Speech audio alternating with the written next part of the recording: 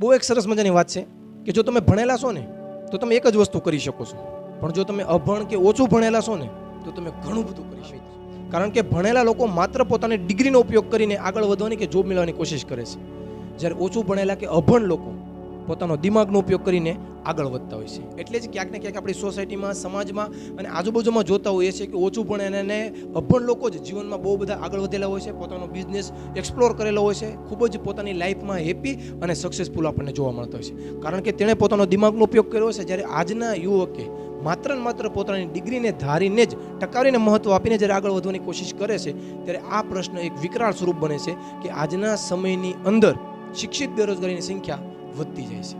શિક્ષણનો અર્થ માત્ર માહિતીને દિમાગની અંદર ભરવો નથી હોતો, પણ શિક્ષણનો ખરો અર્થ એ જ છે મિત્રો કે પોતાના દિમાગને, પોતાના માઇન્ડને કઈ રીતે ઉપયોગ કરો, કઈ રીતે એક્સપ્લોર કરો અને પોતાની લાઈફમાં આગળ વધવા માટે પોતાના માઇન્ડનો કઈ રીતે યુઝ કરો.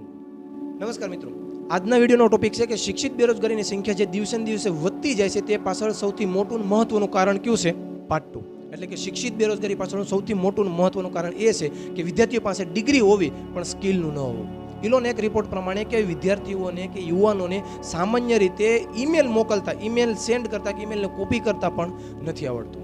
જ્યાં મિત્રો દરેક યુવાનો એજ્યુકેશન મેળવે છે, હાઈ પ્રોફાઇલ આપણે કહી શકાય એવી ડિગ્રી મેળવે છે, પણ એ ડિગ્રી મેળવ્યા પછી એને કયા જોબમાં, કયા ફિલ્ડમાં કામ કરવું છે, એની પોતાની આવડત શું છે, એની પોતાની સ્કિલ શું છે, એને ખ્યાલ નથી હોતો. ખૂબ જ એક દુર્ઘટના કે ખરાબ વિચારધારા કહી શકાય કે જે સમાજમાં, સોસાયટીમાં વિદ્યાર્થીઓ કે યુવાનોની માત્ર ડિગ્રી અને ટકાવારીને જ મહત્વ આપવામાં આવતું હોય છે, ત્યાં વિદ્યાર્થીઓ પણ પોતાની આવડત કે સ્કિલને બહાર લાવવાની કોશિશ નથી કરી શકતા.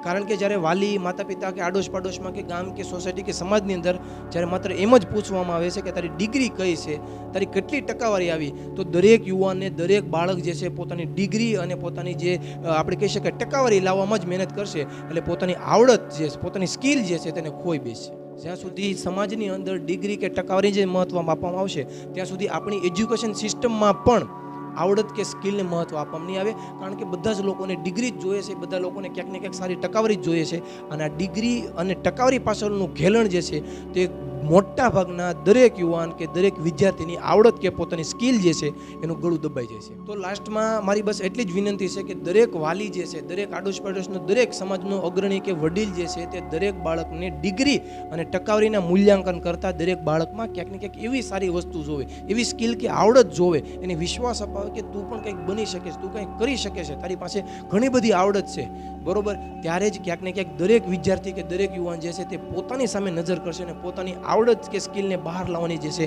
તે કોશિશ કરશે. જ્યારે આપણે ડિગ્રીનું મૂલ્યાંકન જે છે, ટકાવારીનું મૂલ્યાંકન છોડી દઈશું ને, ત્યારે ખરેખરમાં દરેક વિદ્યાર્થી, દરેક બાળક કે દરેક યુવાન પોતાની ખરેખરની જે લાઈફ જે છે ને તે એન્જોય કરતો થશે, એક્સપ્લોર કરતો થશે. Thank you very much. જય હિન્દ.